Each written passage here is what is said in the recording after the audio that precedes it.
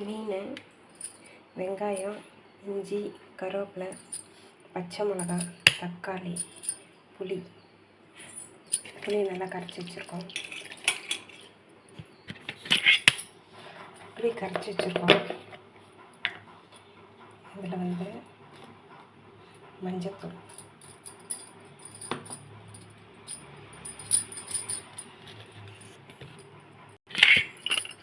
குழம்புக்கு தேவையான உப்பு,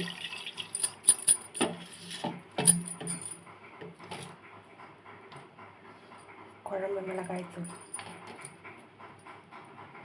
2 ஸ்பூன்,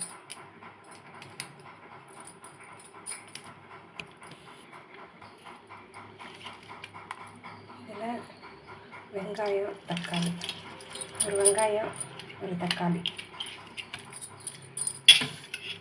போட்டு நல்லா கரைச்சிக்கணும்.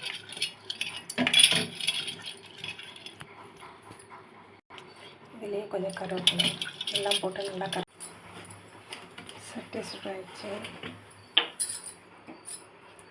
எண்ணெய் ஊற்றிப்போம்.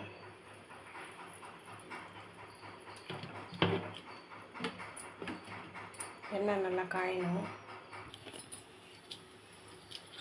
இப்போ இதில் கடுகு போட்டுப்போம். கடுகு நல்லா பொரிஞ்சது. வெந்தயம் பொரிஞ்சது. கொஞ்சம் சீரகம், கருவேப்பிலை,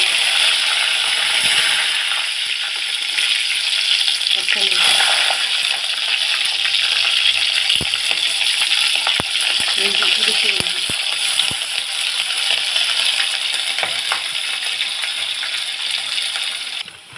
இதில் வெங்காயம்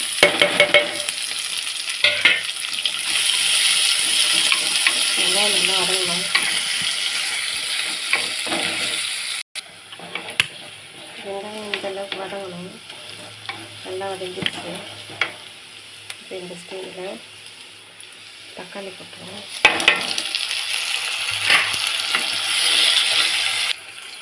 தக்காளி வதங்க கொஞ்சம் மஞ்சள். தக்காளி இந்தளவுக்கு வதங்கிடுச்சு. இந்த ஸ்டேஜில் இது ரொம்ப கரைச்சி வச்சுருக்கோம். புளி, வெங்காயம், தக்காளி, உப்பு, மிளகாத்தூள், மஞ்சத்தூள் எல்லாமே போட்டு கரைச்சி வச்சுருக்கோம். அதை ஊற்றிப்போம்.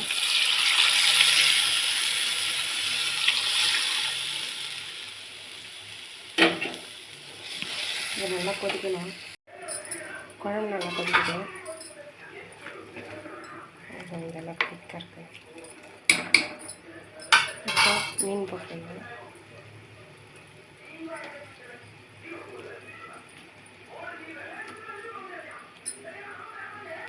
மீன் குழம்பு ரெடி ஆகிடுச்சு.